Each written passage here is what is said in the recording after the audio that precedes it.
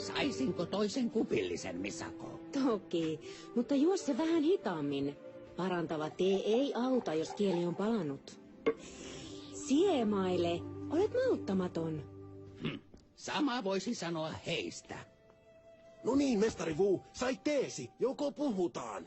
Mitä haluatte tietää? Kuka siellä luostarissa oli? Siitä maalauksesta. Kaksi näytti samalta. Vai oliko se Christ? Miten se siirsi aikaa? Vai menneisyydestä? Kuka söi vanukkaani? Mitä? Sai kysyä mitä tahansa. Tässä luki minun nimeni. Vaikka Dojo onkin uusi, niin jääkaappisäännöt pätee yhä!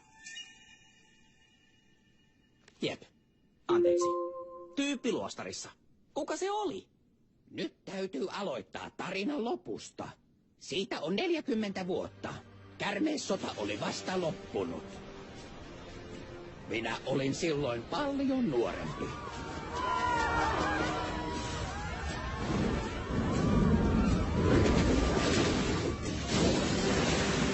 Tiedättekin, että taistelimme urheasti, mutta viholliset olivat vahvoja ja voimamme ehtyi. Voitimme Anacondrait vasta kun keksittiin käyttää taikahuiluja. Niiden johtajat karkotettiin ja Ninjagoon laskeutui rauha. Onnistuimme, veli Garmadon. Tosiaan. Ninjago saa viimein elää rauhassa. Se on hienoa.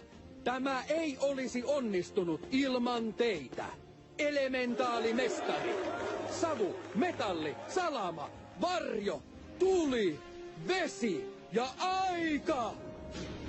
Hetkinen nyt. Oliko se tyyppi luostarissa siis oikeasti ajan elementaalimestari? Ei. Acronix oli ajan elementarimestari. Samoin veljensä Crux. Kun rauha oli saatu aikaan, he pettivät minut, Garmadonin ja muut. Niin sanotut ajanvartijat pitivät omaa elementtiään tärkeimpänä ja halusivat hallita koko Ninjagoa. Mitä teitte? Heidät piti pysäyttää.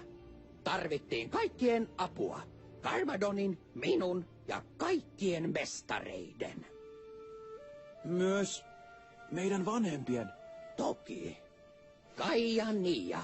Teidän vanhempanne taistelivat urheasti, mutta he kohtasivat vahvempansa. Acronix oli taitava soturi, parhaita mitä olen nähnyt. Hänen paras taitonsa kuitenkin oli eteenpäin liikkuvan ajan hallinta. Hän meni ajassa eteenpäin ja oli aina askeleen edellä ja vaikutti supernopealta. Hidas eteneminen voi kuitenkin myös olla vaarallista.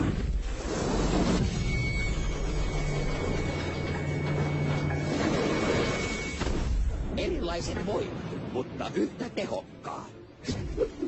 Yksi ajan mestari oli paha juttu, mutta kuten kellon viisareita, heitä oli kaksi.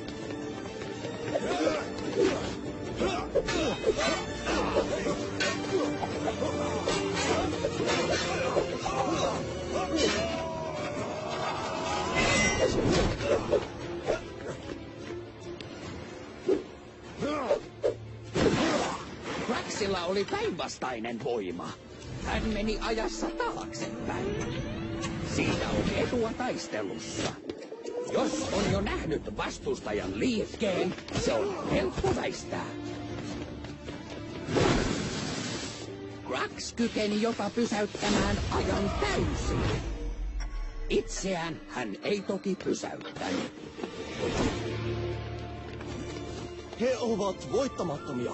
Mitä nyt tehdään? En tiedä, sillä aika on universumin kudoksen lanka. Ja neuloja tuntuu olevan vain heillä. Jos hallitset aikaa, hallitset kaikkea. Meidän piti valmistautua. Seuraavalla kerralla voisi käydä huono. From near and far.